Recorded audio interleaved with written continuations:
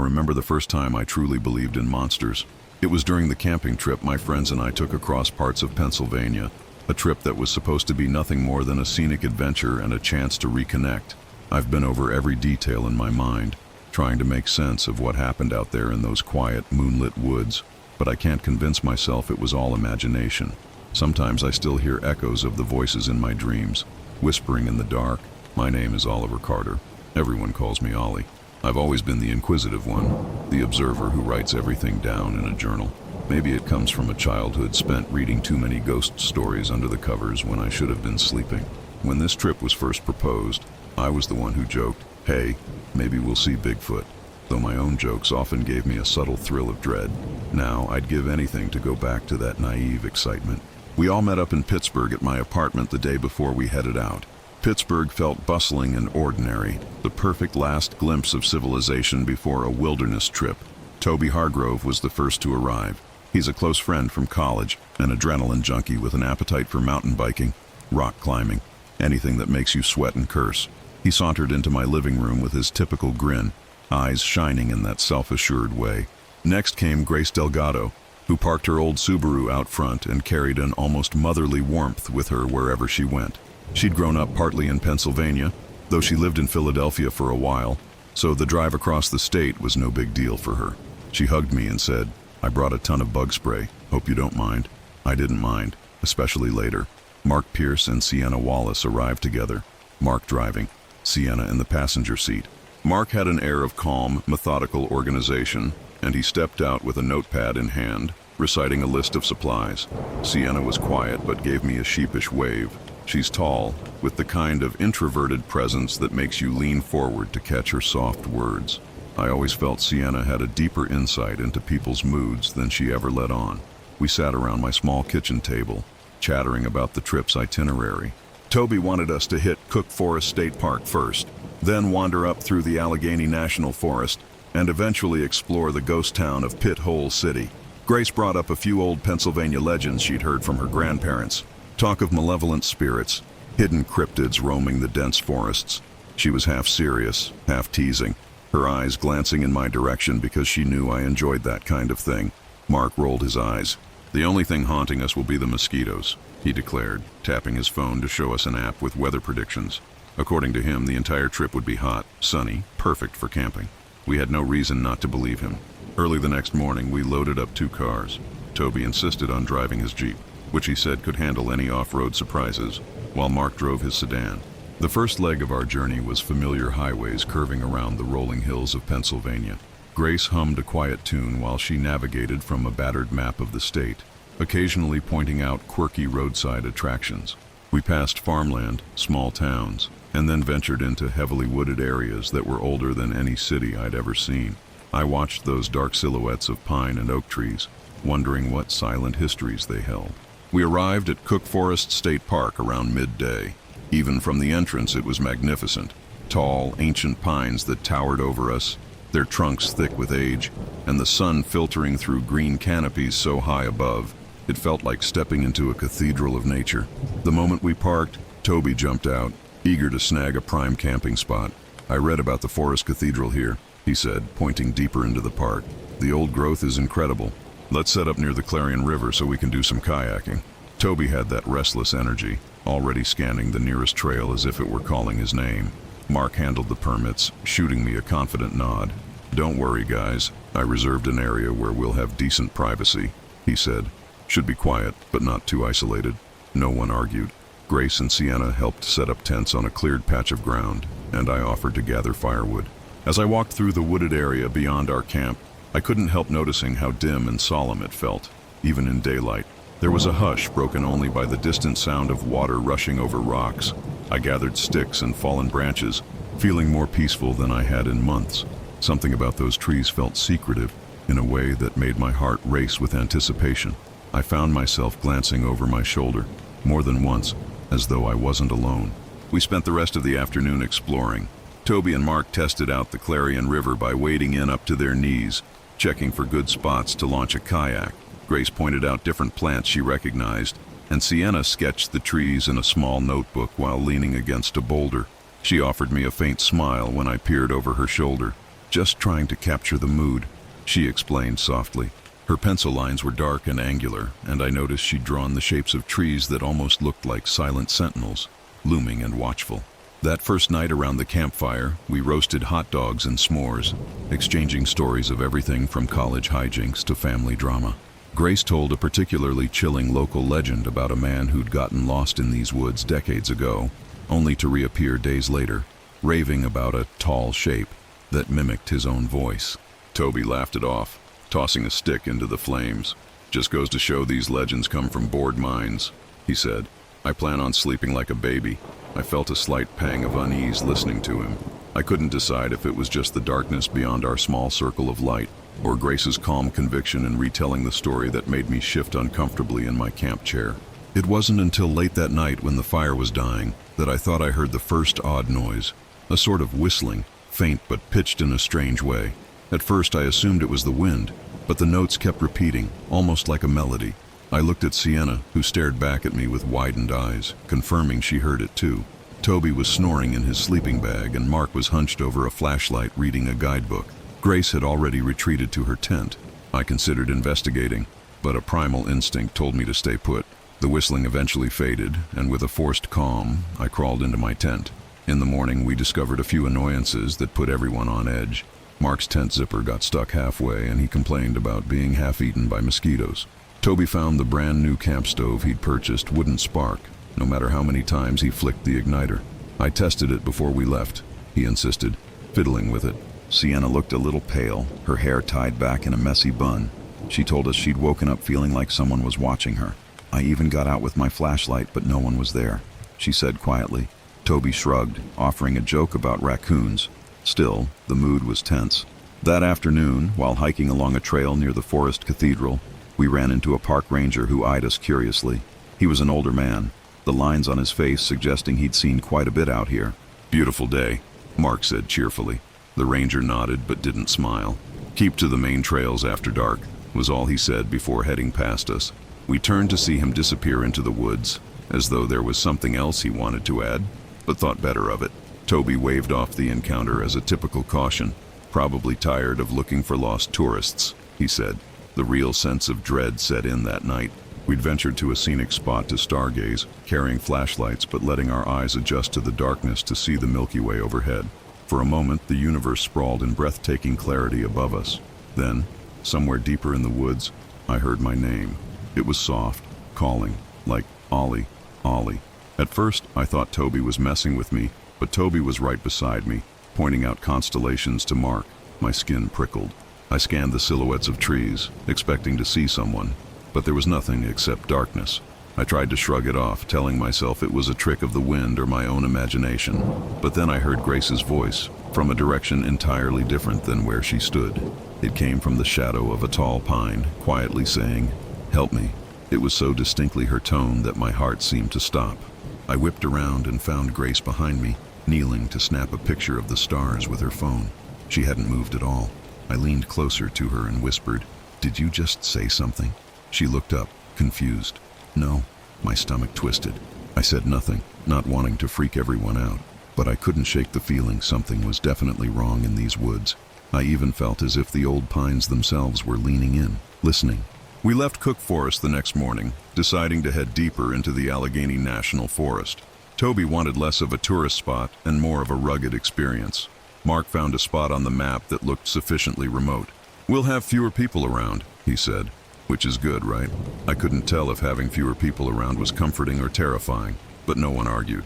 Driving into the Allegheny National Forest was a breathtaking experience, with long stretches of road flanked by dense greenery, the trees older and thicker than the ones we'd left behind, if that were possible. Cell service became spotty, fading in and out. We took smaller roads, then logging roads, guided by Mark's printed directions. But the directions seemed contradictory at times, or maybe the roads had changed. We made a few wrong turns. Once, we backtracked a mile after realizing the path we were on wasn't on the map at all. "Maybe we can just pitch camp right here," Toby said sarcastically, pointing to a wide clearing by the side of the road. Mark insisted we keep going.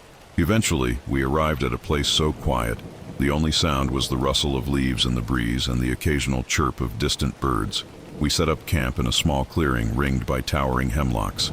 Moss covered the ground in large patches, and an earthy smell of damp soil filled the air. There was a chill here, even though it was mid-afternoon. Toby made a show of exploring the perimeter, making jokes about how, if Bigfoot existed, we were in the right territory. Sienna paused, looking up at the treetops with a sort of grim fascination. "These trees seem older, more twisted," she said. I glanced up, noticing how some of the branches tangled in unusual shapes. As dusk approached, a dense fog rolled in, clinging low to the ground. It muffled the forest, making it feel like we were cocooned in a place outside normal reality. We built a fire, bigger than the night before, maybe subconsciously wanting more light against the coming dark.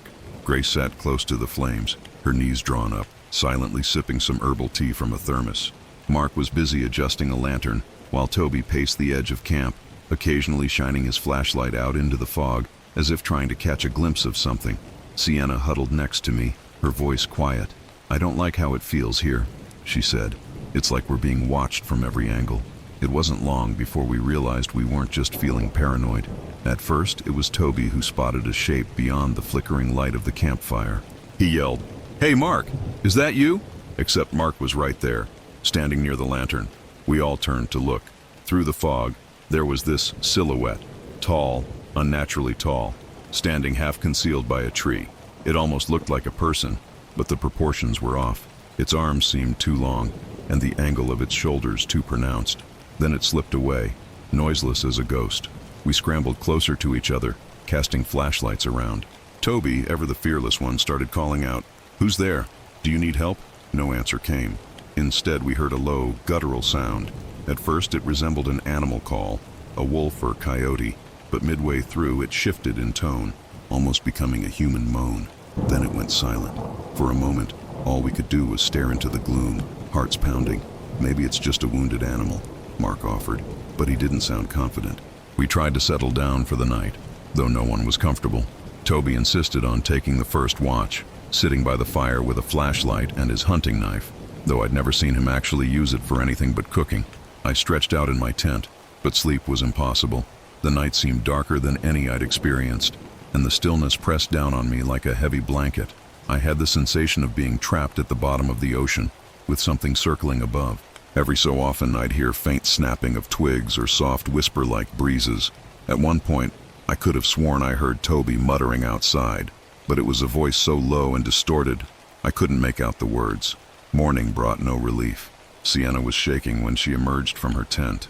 She said she'd heard footsteps right outside her tent wall, something slow and methodical. "I called out to see if it was one of you, but no one answered," she told us, her eyes rimmed with sleepless circles. Toby admitted he'd left his post for a bit to relieve himself in the woods, which explained why we heard him away from the fire. Grace found large footprints in the muddy ground around our site. They looked almost human, except for elongated toes, or maybe a wide gap where the arch should have been. Mark tried to rationalize it, suggesting it was a bear track partially overlapped by another print. But the shape didn't match a bear or any animal I'd heard of. Besides, what about that silhouette we saw? We decided to stay just one more night there, but only because we weren't sure if we could navigate the back roads so soon after dawn. The next day, Toby proposed we drive toward Pithole City, the old ghost town. Grace had always been fascinated with local lore about that place, how it was once a booming oil town in the 1860s, only to be abandoned within a few years. "I'm hoping to get some photos," she said, "and maybe we can figure out if some local legend ties to what's happening." I could see the worry etched on her face. She was trying to rationalize the idea that this might be tied to a story, rather than raw, inexplicable evil. We spent that day in tense silence, occasionally packing up gear while glancing over our shoulders. Toby's camp stove still wouldn't work. Mark's flashlight flickered like it had a bad connection, even with fresh batteries. Sienna nearly broke down in tears when she thought she saw a face pressed against the mosquito net of her tent. Nothing was there when the rest of us checked. The oppressive atmosphere of the Allegheny forest left us feeling claustrophobic. By the time we loaded the cars, I think we all shared an unspoken relief that we were leaving. Our next stop was near Pithole City, or what's left of it. The drive took longer than anticipated. Along the way, the scenery seemed to shift from vibrant forest to something bleaker, with skinny trees and patches of deforested land. We saw old oil derricks, rusted and leaning, remnants of a bygone era. Grace pointed out how the land still bore the scars of that exploitation, and I found myself wondering if those scars ran deeper than just environmental damage. We arrived at the edges of Pithole in the late afternoon, when the sun was starting its slow descent. The place was eerie. A few signposts hinted at where buildings once stood, but the structures were gone or crumbled. It was easy to imagine how an entire settlement could vanish, leaving behind only fragments of foundations and lonely pathways overgrown with weeds. We didn't plan to spend the night right in the ghost town, thinking it might be trespassing, or at least too exposed. Instead, we found a semi-secluded spot on an abandoned property about a mile away. A collapsed barn lay in a field of tall, dry grass, and the skeletal frame of a farmhouse was visible against the horizon. The air felt stale, as though it hadn't been breathed by any living thing in a long time. A deep sense of disquiet settled over me, but Toby and Mark insisted it would be a unique experience. "We can check out the ruins tomorrow," Mark said, "then be on our way back to civilization." Grace was more hesitant, scanning the distance for any sign of movement. "Let's just make sure we're not trespassing," she mumbled, but none of us had any intention of staying long enough to cause trouble. We pitched our tents in the most level area we could find and gathered enough wood to build a respectable fire. The night sky there felt different, as if the darkness were heavier. Even the flames of our fire seemed subdued, not reaching the same height or brightness as before. I tried to lighten the atmosphere by bringing up old memories, funny college stories and road trips we'd taken together. For a little while we laughed and felt almost normal. But then the wind picked up, rustling through the tall grass and the broken timbers of the barn. It sounded like whispers, soft and insistent. Sienna startled, dropping her mug of tea. "Did you hear that?" she asked, her eyes glistening with new fear. We quieted down, listening. Sure enough, there was a voice in the wind, or at least it resembled one. Faint, airy, but mimicking a hushed conversation. My heart thundered. Toby cleared his throat. "All right, enough," he said loudly, as if to dispel the tension. "I'm going to see if I can get some night photos of what's left of that barn." Grace stood up, deciding to join him, her camera in hand. They wandered off a short distance, flashlights bobbing through the darkness. Mark said he'd check the perimeter, muttering something about making sure no wild animals were skulking around. That left me and Sienna by the fire. She stared into the flames, her expression tense. "Ollie," she began, voice trembling, "I have this awful feeling, like something wants to hurt us." I didn't know what to say. I'd always been the one who wanted to encounter the paranormal, but faced with the reality that something was out here, truly out here, I found no thrill in it, only a bone-chilling dread. "We'll figure out what's going on," I managed weakly.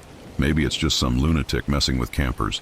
Before she could respond, we heard the most gut-wrenching scream echo across the property. It was Grace's voice, pure terror in every note. Sienna and I shot to our feet, adrenaline spiking. We sprinted toward where Grace and Toby had gone, flashlights bouncing. We found them near the barn's collapsed wall. Grace was on her knees, eyes wide with shock. Toby stood over her, scanning the darkness with a trembling flashlight beam. Someone grabbed her ankle," Toby shouted, his voice cracking. "Dragged her a few feet. I chased it off." I crouched beside Grace, who was panting. "It was so fast," she whispered. "It felt like a hand, but it was wrong." She took off her boot to check her ankle, and we saw red marks that looked like finger impressions, except there were more than 5, each elongated. My mind reeled. Toby insisted he'd caught a glimpse of the figure, a tall, gaunt shape that darted around the corner of the barn. When he chased it, he heard it mumbling or growling, then it vanished into the grass. We all crowded around Grace, helping her back to the fire. Mark came running up, alarmed by the scream, and we filled him in. For once, Mark had no logical explanation. He just kept shaking his head, muttering about how this was impossible. We made a group decision not to separate anymore. Huddled by the fire, we discussed whether to pack up immediately and leave. Mark said, "We should go. Forget sleep. Just drive out of here." But Toby hesitated. "Look, it's night. We're in the middle of nowhere. We could get lost or have an accident on those roads." Grace was shaking too badly to have a strong opinion, and Sienna looked almost catatonic with fear. I wanted to flee, every nerve in my body screaming that we needed to get away. But Toby argued, "I saw it run off. If we stay together, we can defend ourselves, at least until morning." We agreed to keep the fire roaring, shining our flashlights at the perimeter. Toby pulled out his phone, hoping to capture any proof of the creature if it returned. Mark and I fed the flames with all the wood we had. The hours dragged on, each minute feeling like an eternity. Twice we heard rustling in the grass or behind the rotted barn walls. Once I was certain I saw a white, elongated face peeking around a broken wooden beam, but when I aimed the flashlight, it disappeared. Toby kept whispering, "Come on, show yourself," as if taunting it, though his voice shook with adrenaline. I silently prayed it wouldn't respond. At some point in the night, I saw Grace jolt awake, eyes wide, staring into the darkness behind me. I whipped around, only to see the silhouette again. Tall, pale, barely illuminated by the moonlight.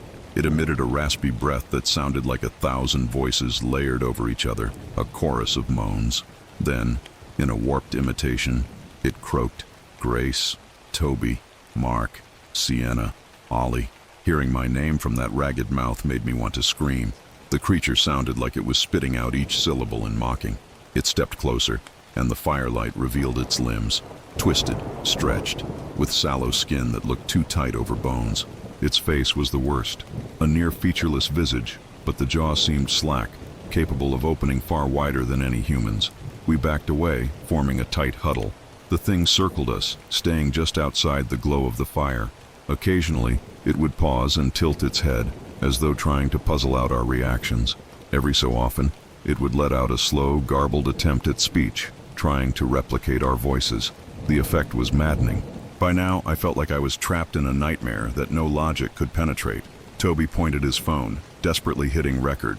The creature hissed, and for a second, it seemed to flicker in and out of the shadows, as if the darkness was part of its essence, fueling its existence. Eventually, it slipped back into the tall grass. None of us could muster the courage to chase it, or do more than shine shaky flashlights. When it vanished again, an unnerving quiet settled. That quiet was worse than the thing's presence, because it left us with our imagination running wild about where it was and when it might return. We passed the remaining hours of darkness in sheer terror.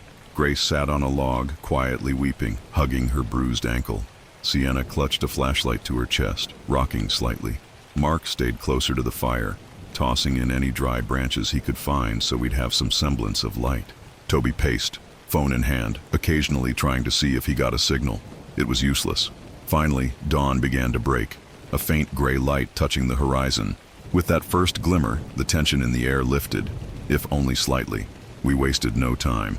Mark helped Grace hobble to the car while Toby and I gathered what gear we could manage in a rush. Sienna stuffed sleeping bags haphazardly into the trunk. We left behind a few items in our haste: a folding chair, spare ropes, some unopened food. None of us cared. We just wanted out. By the time the sun rose above the tree line, we were on the road, tires crunching over gravel and heading away from that awful place. I drove with Toby in the passenger seat, glancing repeatedly at the rearview mirror, half expecting to see that monstrosity sprinting after us. The drive was tense. Even in daylight, we felt vulnerable, especially as we navigated the labyrinth of rural roads. Once we got far enough that we recognized some markers of civilization, power lines, actual paved roads, the occasional sign for a gas station, the dread receded, replaced by a numb exhaustion. No one spoke for a long while. Finally, Mark broke the silence by saying, "We need to get Grace to a hospital to check that ankle." Grace insisted she was all right, but we could see the swelling. Toby kept fiddling with his phone, checking the footage. "I've got something," he kept muttering, "but it's so dark and shaky." We made it to a small medical clinic in a nearby town where Grace had her ankle checked. The staff there gave us strange looks when we explained we'd been camping.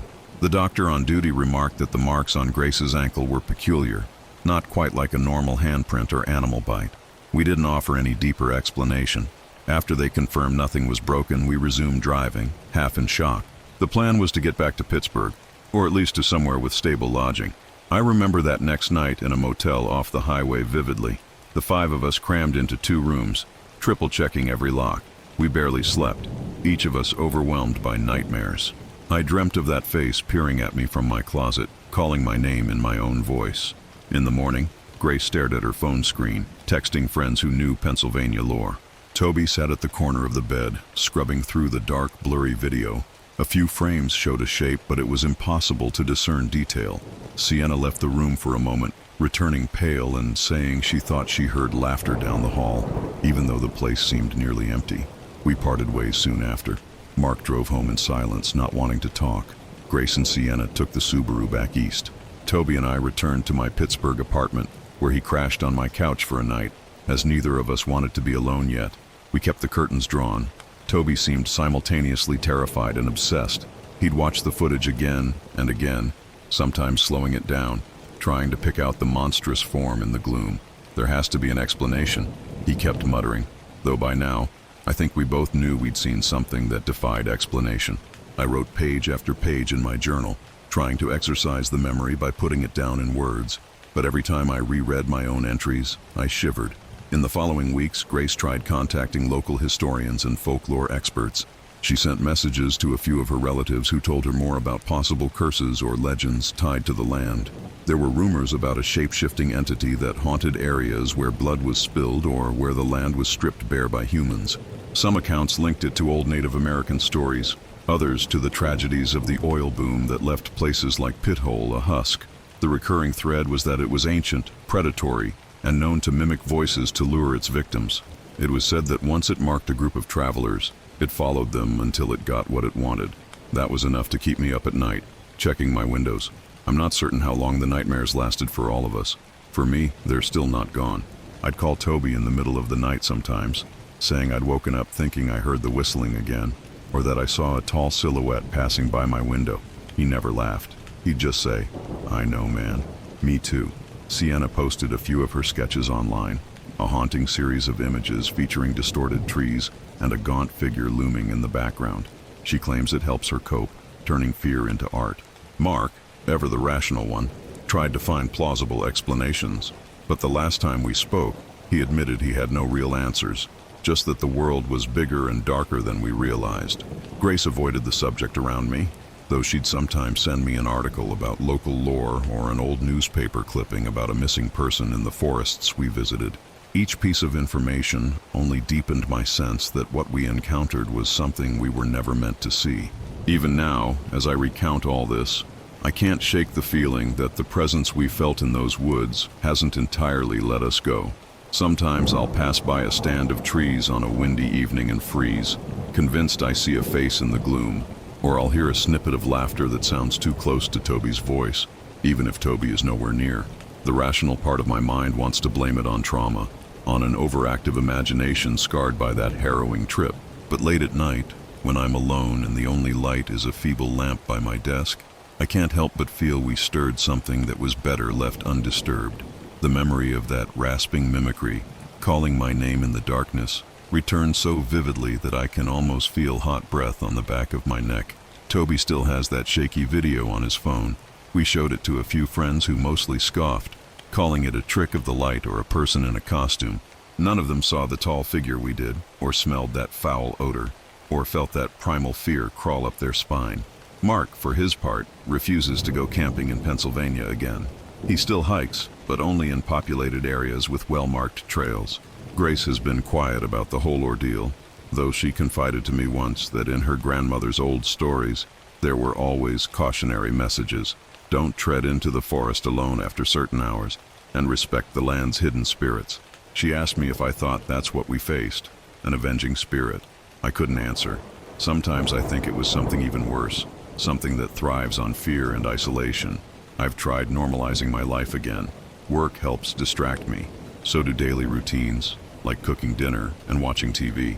But when I lie down in bed, I see the flicker of that pale face in the corner of my eye, and I wonder if it was just a fragment of a dream. I often question my own memories, the way we sometimes do when we've witnessed something horrific. But that dreamlike haze doesn't fully obscure the clarity of certain moments.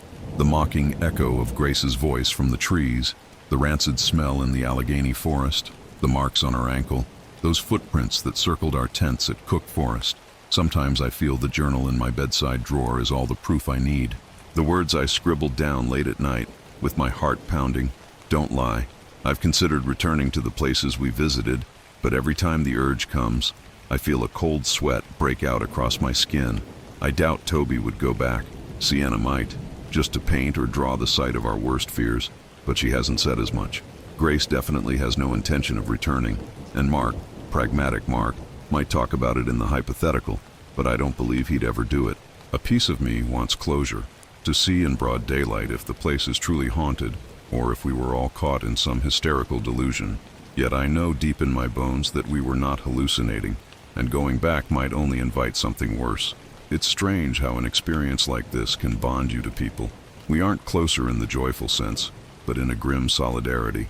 We share an unspoken understanding that we stepped beyond the realm of what humans are meant to know. Each of us deals with that knowledge differently. Toby tries to chase logic, or at least find evidence. Grace invests time in historical research, like solving a puzzle. Sienna pours her anxieties into art, capturing the indescribable. Mark chooses denial, or at least a kind of pragmatic ignoring. And I write. Every detail, every flicker of memory, every new ripple in my mind. And of course, every terrifying dream. They say Pennsylvania is a state rich in history, a keystone for the country's past. Now I wonder how many unseen stories lie in its dark forests, stories older than any settlement, older than the oil fields or the highways or the ghost towns that rose and fell. The thing we encountered spoke of an even older story, one etched into the land long before we came. It was a predator or a sentinel, or maybe just a manifestation of something we can't label. Its ability to mimic our voices felt like the cruelest trick of all, as if it was learning from us, mocking us, or perhaps even trying to speak on behalf of the land itself. I'll never forget how it muttered about blood on these lands, in that twisted echo of words. The meaning of those half-formed syllables still keeps me awake at night. I don't know if it's gone, or if it roams, searching for another group of unsuspecting campers. I've tried to warn a few folks I know who love exploring remote parts of Pennsylvania, but I can never find the right words that don't make me sound insane. Sometimes I just say, be careful in those deep forests. Stick to well-marked trails. Don't go out at night. They usually laugh, thinking it's typical cautionary talk. I haven't told them the real reason, that I'm afraid the darkness there might speak their names back to them. Maybe one day I'll finish writing a complete account of what happened, more polished, with every detail laid bare. But for now, this is all I can manage. If anyone doubts the existence of nightmares in the waking world, I can only say this. We found them, or they found us, in those Pennsylvania woods. And I pray no one else has to hear their own name echoing back in the voice of something that should not exist. When the sun sets and shadows stretch across your camp, listen closely to the rustling leaves, the wind in the pines, the distant calls of wildlife. Should you hear your name whispered by a voice that sounds familiar yet horribly wrong, gather your things and leave. Do not wait for the dawn as we did. Some terrors are too ancient and too powerful to be faced. Sometimes the only choice is to run. If you're lucky, you might get away, but you'll never be the same. I know I'm not. And I suspect I never will be again.